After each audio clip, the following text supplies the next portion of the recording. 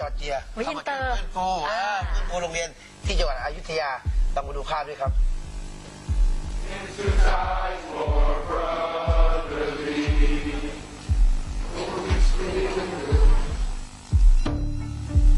นักศึกษาจากมหาวิทยาลัยมอร์เฮาส์คอลเลจมลรัฐจอร์เจียประเทศสหรัฐอเมริกาเป็นนักศึกษาแลกเปลี่ยนทางวัฒนธรรมกำลังเร่งฟื้นฟูโรงเรียนวัดขนอนบ้านกรดอำเภอบางปะอินจังหวัดพระนครศรีอยุธยาที่ถูกน้ำท่วมสูงกว่า2เมตรกับนักศึกษาจากมหาวิทยาลัยเทคโนโลยีราชมงคลกรุงเทพและน้องๆนักเรียนโรงเรียนวัดขนอนบ้านกรดอย่างตั้งใจซึ่งโรงเรียนวัดขนอนบ้านกรดถูกน้ำท่วมตั้งแต่วันที่5ตุลาคมถึงวันที่5ธันวาคมปี2554ที่ผ่านมาทำให้โรงเรียนได้รับความเสียหายทั้งหมดไม่ว่าจะเป็นห้องสมุดห้องพักครูอาคารเรียนโรงอาหารสนามเด็กเล่นห้องสุขาและภูมิทัศน์โดยรอบจึงต้องเร่งบูรณะฟื้นฟูให้กลับมาสู่สภาพเดิมโดยเร็วคือเมื่อก่อนเนี่ยเราคิดว่าจะทำกันเองนะครับแต่เรามีกำลังไม่พอและทำเองมันก็ช้าดังนั้นพอหลังจากมีหน่วยงานภาคเอกชนและก็ส่วนราชการได้เข้ามาช่วย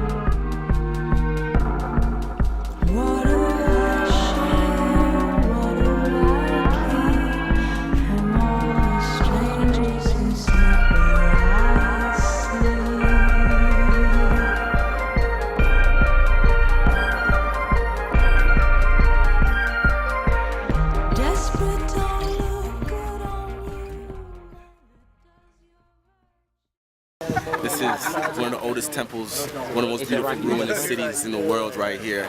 World Heritage Site, you know what I'm saying? If you look around you right now, it's built 1370s, destroyed by the Burmese army. It's beautiful. It's the whole reason why I wanted to come to Thailand. Dream come true. Tariq Taylor. I am a senior psychology major from Altadena, California. When I was a child, I went to Mexico and to the Bahamas, but that doesn't really count. I'm counting this as my first real abroad opportunity. Expectations of the trip are to gain a whole different outlook on culture and with respect to American culture, how we impact other cultures and how...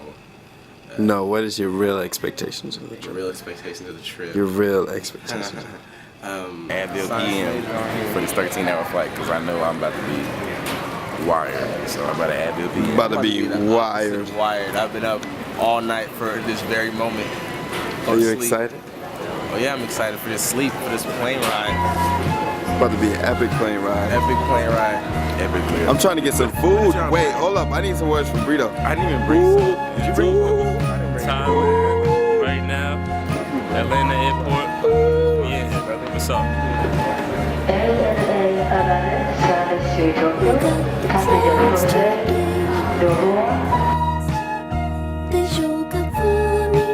I'm thinking about this next leg. It's going to be about 14 hours of sleep continuously. That's what I'm thinking about. Yes, sir. Checking out this trippy skyline we got here. When we get to Bangkok, we're about to go to the massage parlor and be like Chris Tucker in Rush Hour where he's getting massaged by all 5 of the women and he's like, yes, Shishini, Mehame, America? You want to come to America?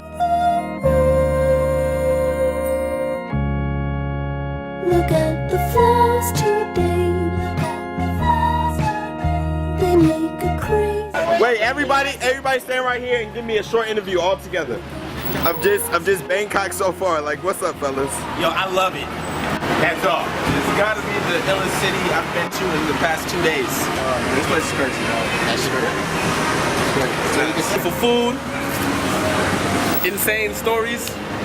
We have insane stories. Insane stories already. No, I don't want that.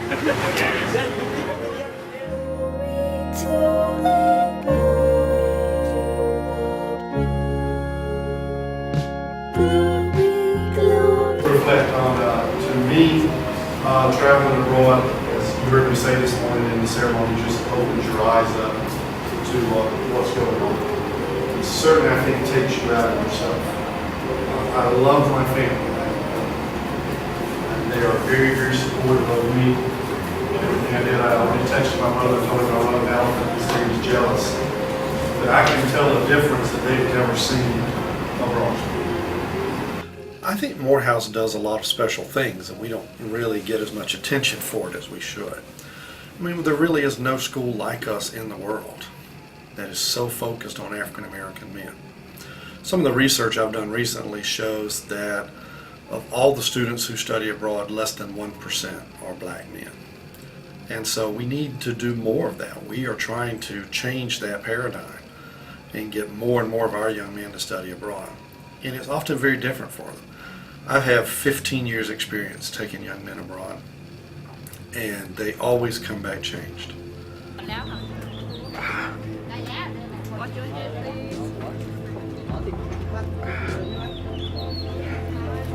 Hello.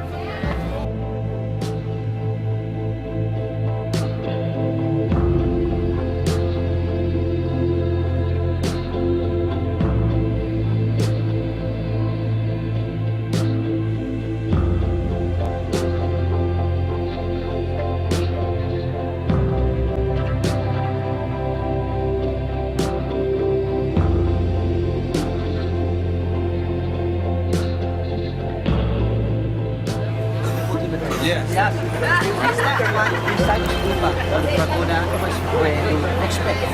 Until the actors of Greece, we get the idea. We have to Greece, we have many steps. We send that, we send that, we send whatever. We do that. And it's fine. The Buddha is not a god. Buddha is a human being. When they passed away more than 2,554 years ago, after we mentioned that lyrics, Buddha lyrics is channeling for the Buddhism movement. They're getting everywhere.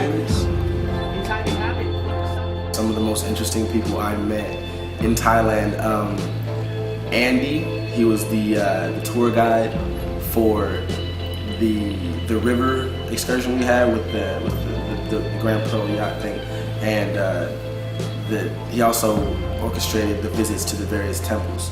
And he was just a really, really chill Thai guy that was very much into what he was doing. And he didn't look a day over like 36, but he told us he was like 50.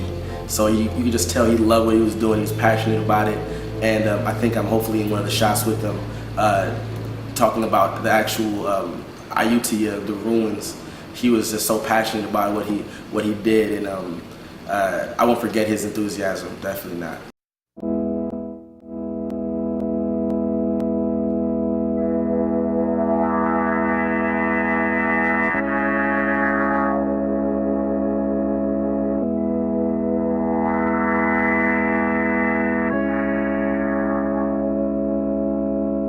Just back from a weekend of luxury, you got so weight loss in personal health.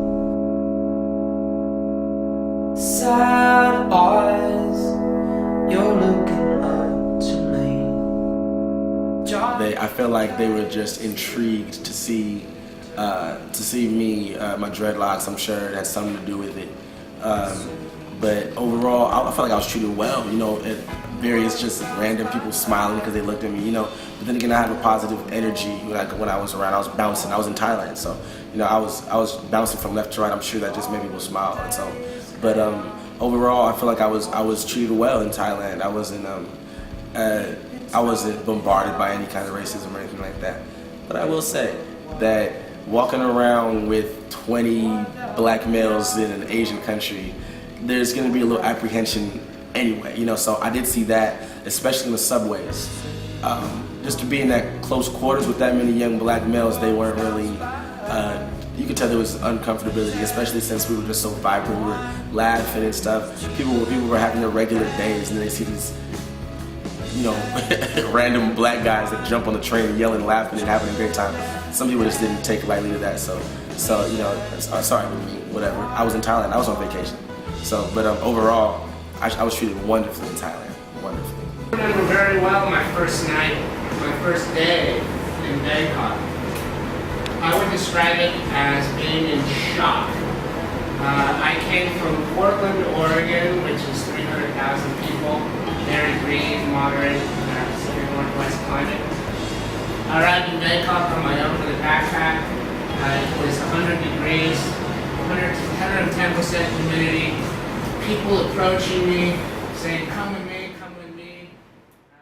I feel like I'm more aware of being able to adapt to any surrounding. You know, if I know that people a world away in Thailand are going to be able to relate to me, off jump, just be able to relate to me, then I know that in this country I can do that, and anywhere else I go, I'm confident that I can really interact and relate to people all over the world.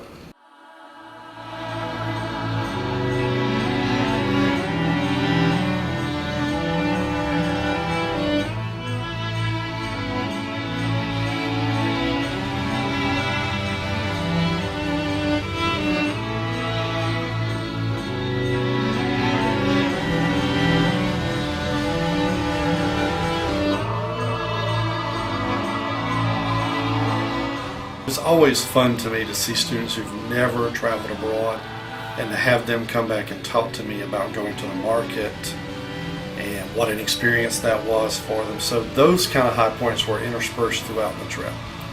But to have the students come to me and say, "Doc, this is amazing. I've never seen this before. I never thought it would be like this. You know, you should have seen me in the market today. I got this great deal." Or, "You should have seen me on the tuk-tuk today." So hearing their excitement is the whole point of the trip. So that's the high point to me.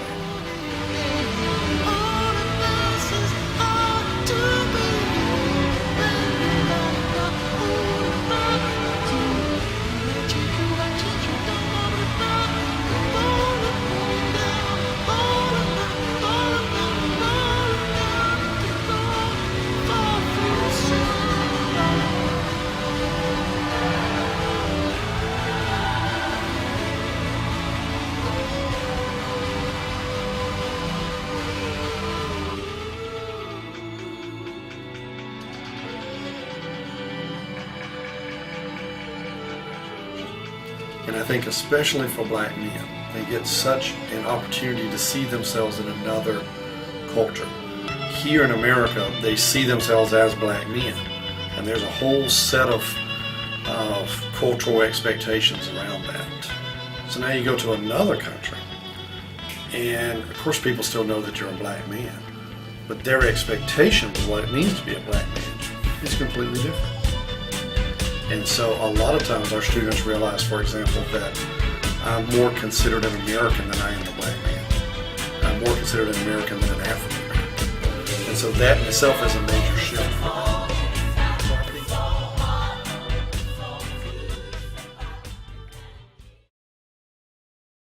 I have recently told some students for another trip that I'm planning that just because you're not doing wrong doesn't mean things can't go wrong. And so we had a few things go wrong on this trip. Hello, my name is Michael Hosea, a junior economics major from Dar es Salaam, Tanzania. So tell me about the night on Khao San Road. This whole night from the beginning to the end. To the fight. The one with the fight? The stabbing, the one with the stabbing. Oh, that's going on camera? Yeah, that's going on camera. Is that going to be in the documentary? That's going to be in the documentary. The Khao San Road, as you know it, or maybe you don't, it's a big street or boulevard rather of night activities. There's a night market, tourists gather, and there are a few clubs. And we're having a blast. We're getting my man Hakeem drunk for his 21st birthday, legally, even though he's legal in Thailand anyway, but we decided to leave and go check out what the clubs had to offer. that was supposed to be just the very first leg of our night. Me and Nate had it planned out completely. In fact, I had 3 beautiful young ladies waiting for us at the next club from Hong Kong. Just out of curiosity, we just wanted to check out the other clubs that were there. And there was this club called, I actually forgot the name, but it's a hip hop club. It's a Thai hip hop club. We've been there, I want to say 2-3 times before. And we walked in. It's like a dungeon of sorts as you go down, stairs, everything dark. But it's a really, I guess modern club, if you will. Found out that it's that there's a cover charge. It's 30 baht. 100 baht, which is a whopping $3. Even that they know that we're tourists, but the customs in Thailand is, they don't charge. You know what I'm saying? So that was just kind of outlandish. So we just, as a whole, we decided to check out different spots because the club wasn't really popping. We leave. At least we think we left. We all on our way out. Instead of leaving peacefully, he had, shared some choice words with the bouncers. And as we're all leaving, the bouncer comes out from behind his table and bypasses me and jumps on Hakeem. Proceeds to hem him up against the wall and throw shots at him left and right. And I'm just on the stairs trying to break it up. All of a sudden, his other friend from behind the table, they both get in my face and start pushing me down the stairs and punching me. We get up to the top and we notice that it's only 5 of us and 2 are missing. And Anthony turns around and is like, yo! So I turn around to see what Anthony is making a fuss about. I'm on the stairs getting punched on. Hopped up quickly, threw one right hand and connected enough for me to run as fast as I possibly could out of that club. Coming back around trying to find the other guys who were with us. I wanted to turn around and not see where Tariq is no more. And there was a glass, one of the bouncers picked up a bottle from the outside bar counter and was trying to smash it in Hakeem's head. Pretty much, just completely out of it, for lack of a better word. Right, another bouncer pops out of nowhere. I'm dealing with this other bouncer at second, turning to get to my right, and I see Hakeem holding his jaw, and I'm confused. I'm like, what? I'm looking at the guy and I'm seeing some sort of tool, but I'm not sure what it was. So I'm like, what is happening here? So Anthony's like, get back. Looking at this lady's face, who was just, a stranger to me, sitting down. And she was scared, she was terrified. And I'm trying to think in my head, like, what could she possibly be terrified about, And that's when I looked at my shirt and I had like spots of blood. As I'm running, I run into you and to Nick. I'm trying to explain to you guys what's happening. Somebody grabs me from behind, and it happens to be Mike, and he's covered in blood. I have to understand that the phone call was that Mike's been stabbed. I need you to get to the emergency room. I need you to bring his passport. And the last thing Devin said to me was he didn't look good when he went in. Finally, the cops agreed to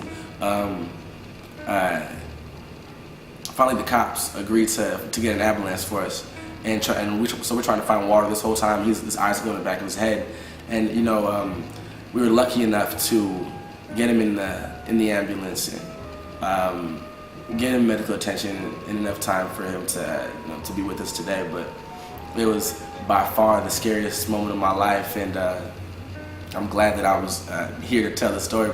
I guess when I look back at it, I really realized that then, when it's taking place,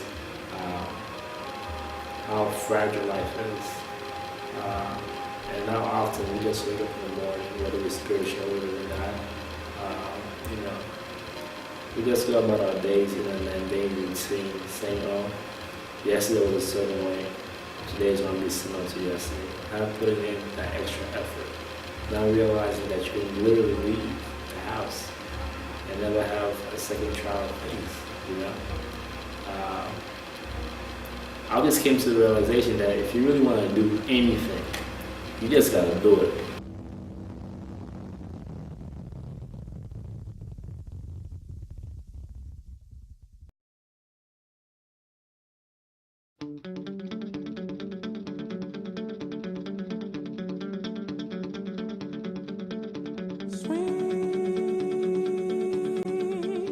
This was the library. As you can see, the water came up to here. The water came up to here. All of the books, all of the shelving, ruined, gone.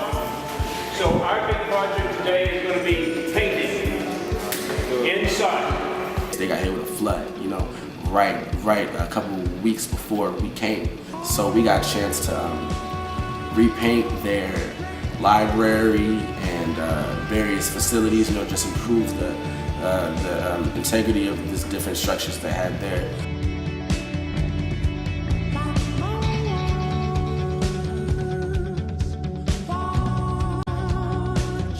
I did experience the fact that the people there seemed to be very resilient. When I saw evidence of the flood and how the people didn't seem to have this defeatist attitude, they seemed to be living life as usual, you know, getting along with it. You know, they made do. That kind of told me that, you know, the things that I think are important that may set me back, it's nothing. So it's kind of like, don't let the small things or the big things get you down. So, but it was a beautiful place.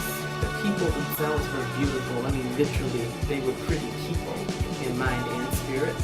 And the flood just kind of brought home the whole spirit part of it. We were filming the kids and they were just so happy to see us smiling, dancing. I'm beatboxing, rapping with the kids, cliche style. Had to do it. Eating their food, you know, it was a great experience, and culminated with the longest goodbye ceremony I've ever experienced in my entire life. It was about 35 to 40 minutes of walking around in a circle saying goodbye to everyone like 3 or 4 times. But I loved it. I loved it. Well, I think they started out, they were, wondrous is the word. They were wondrous. And as the 2 weeks wore on, it became still wonder, but what else is there in this wonderful place to see? So the stories just became more and more about how far out they ventured on their own.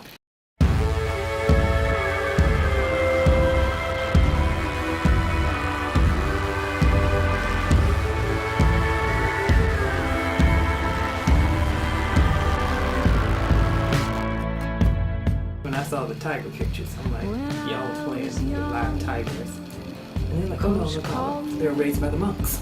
So it was fine, safe, you know, but they went as far as it took to find these tigers. They were not on the beaten path apparently.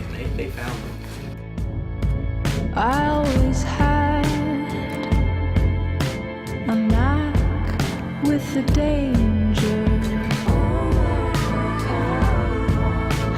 living in fear of the tiger, living in fear of the tiger. They just grew in seeing how different everybody else was, how other places are different from where they're from, and they seized the moment and did all of it and showed up for class. So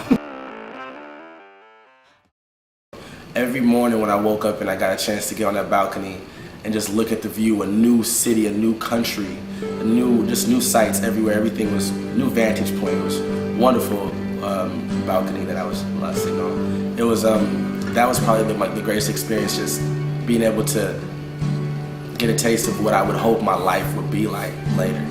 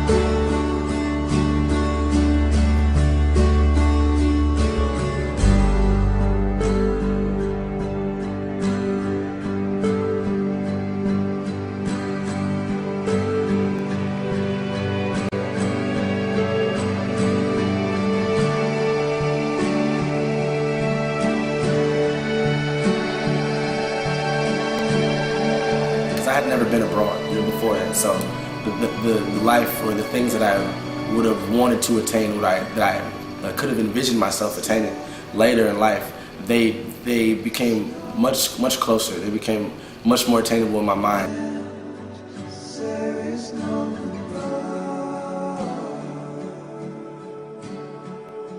Traveling abroad in general, it just allows you to put in perspective that your experience isn't so foreign, you know, or that your experience in life isn't, your struggles, for example, aren't unknown to people that looks completely different from you, you know. So you get a chance to kind of put things into perspective. You know, this thing called life is, a lot of people are going through it, you know, so you have to, you know, roll with the punches pretty much and just enjoy it.